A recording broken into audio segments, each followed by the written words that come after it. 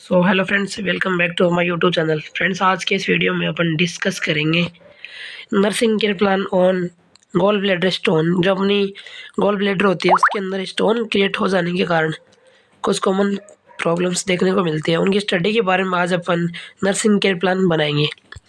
तो किसी भी डिजीज़ का नर्सिंग केयर प्लान बनाते समय सबसे पहले उसका एक फॉर्मेट होता है जिसमें पेशेंट के कुछ डाटाज को कलेक्ट करके लिखा जाता है। जैसे कि फर्स्ट में पेशेंट का आइडेंटिफिकेशन डाटा जाएगा, जिसमें पेशेंट का name, age, sex, son of, daughter of, wife of, religion, address, occupation, education, name of the institute, ward name, bed name,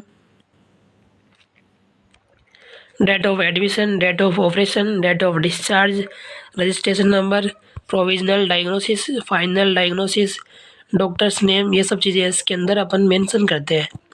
second point की अपन बात करें तो पेशेंट की सेकंड पॉइंट पर अपन पेशेंट की हिस्ट्री को कलेक्ट करते हैं, जिसमें अपन हिस्ट्री ऑफ इलनेस के बारे में लिखते हैं। इसके अंदर प्रजेंट कंप्लेंट्स, यानी पेशेंट को क्या दिक्कत है जिसकी वजह से वह हॉस्पिटल में आया है, तो प्रेजेंट में उसको क्या दिक्कत है वो इसके अंदर अपन मेंशन करते हैं। सेकेंड अपन बात करें तो पास्ट मेडिकल हिस्ट्री, यदि पेशेंट को कोई पहले कोई मेडिकल हिस्ट्री रही हो तो अपन इसके अंदर मेंशन करते हैं, अन्यथा no any significant medical history अपन इसके अंदर लिखते हैं। पास्ट सर्जिकल हिस्ट्री, यदि पेशेंट को पहले कोई सर्जरी हुई है तो अपन इसके अंदर मेंशन करते हैं, अन्यथा no any significant surgical history लिखते हैं। 3 नंबर पे अपन पेशेंट की पर्सनल हिस्ट्री लिखते हैं, जिसमें patient is a vegetarian oriented with time person पहले से, यानी कि पेशेंट है वो शाकाहारी है, टाइम पहले इस पर्सन के प्रति ओरिएंटेड है, उस चीज़ें इसके अंदर लिखते हैं। और patient cooperate in nature, patient अपन को नेचर में कोऑपरेट कर रहा है। No any food and drug allergy, patient को किसी प्रकार की फूड और ड्रग एलर्जी नहीं है। Patient no smoker alcohol, patient न शराब पीता है और न ही स्मोकिंग करता है। ये सब इसके अंदर अपन पर्सनल हिस्ट्री के अंदर मेंशन करते हैं। 4 नंबर पे पेशेंट की अपन फैमिली हिस्ट्री, जिसमें पेशेंट की फैमिली ट्री का अपन डायग्राम द्वारा अपन आलेखित बनाते हैं, जैसे कि पेशेंट के परिवार में कौन कौन सदस्य मौजूद है। फैमिली हिस्ट्री में no any significant disease, patient को कोई कार्डियक, फैमिली में किसी को TB, cardiac disease, asthma, HIV, इसी प्रकार की कोई दिक्कत है कि नहीं, अपन इसके अंदर मेंशन करते हैं।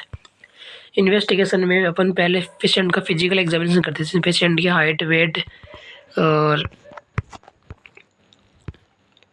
स्किन इंटर अपन इसके अंदर प्रदर्शित करते हैं। लैब इन्वेस्टिगेशन में पेशेंट का HB, RBC, WBC, प्लेटलेट, यानी उसकी जो लेबोरेटरी जांचें है वो उसके अंदर अपन जांच के थ्रू अपन देख के पता लगा सकते हैं।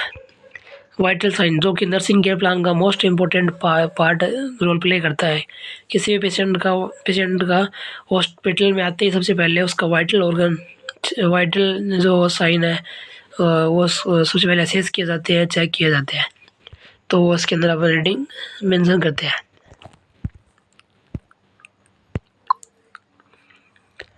नेक्स्ट अपन बात कर लेते हैं ट्रीटमेंट के बारे में।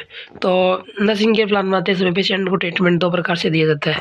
फर्स्ट है medical management, second nursing management. Medical management जो डॉक्टर के प्रिस्क्रिप्शन ऑर्डर के अनुसार ट्रीटमेंट दिया जाता है। जैसे ये पेशेंट गॉल ब्लैडर स्टोन का है तो अपन उसके साइन सिम्टम के अकॉर्डिंग अपन इसके अंदर एंटीबायोटिक और एंटीबायोटिक, इलेक्ट्रोलाइट इम्बैलेंस को पूर्ति करने के लिए सब चीज़ें इसके अंदर मेंशन की गई है। डोज, रूट है, साइड इफ़ेक्ट, ये सब चीज़ें इसके अंदर मेंशन की गई है, तो ये सब चीज़ें अपन इसके अंदर ऐड करते हैं। नेक्स्ट अपन बात कर लेते हैं नर्सिंग असेसमेंट, यानी कि जो कि अपना जो नर्सिंग असेसमेंट इसके अंदर मोस्ट इम्पोर्टेंट है मेडिकल स्टूडेंट के लिए। तो इसके अंदर अपन पेशेंट के क्या क्या जो कंप्लेंट्स है उनकी जिनकी वजह से पेशेंट अपने पास एडमिट हुआ वो सब चीज़ें इसके अंदर 4 या 5 प्रायोरिटी बेसिस किसी भी कंप्लेंट्स पे ऊपर अपन नर्सिंग केयर प्लान बनाते हैं। जैसे कि पेशेंट को पहले पेन होता है गॉल ब्लैडर स्टोन में, जैसे कि pain related to surgical procedure, fluid and electrolyte imbalance related to disease condition less than body requirement, anxiety related to treatment, risk for infection related to operated site and hospitalization. तो इस disease पर patient के अपन nursing care plan 5 priority basis पे अपन बनाया गया है।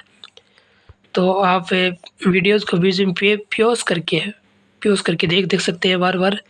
और यदि आपको फिर भी अगर कोई चीज़ समझ में नहीं आती है तो आप हमें कमेंट बॉक्स में टाइप कर सकते हैं। इसके अलावा आपको ये पीडीएफ टेलीग्राम चैनल के माध्यम से प्रोवाइड कर दी जाएगी, तो आप वीडियो के जो डिस्क्रिप्शन बॉक्स है उसमें इसका टेलीग्राम चैनल का लिंक दिया गया है, आप वहाँ जाकर हमें फॉलो कीजिए।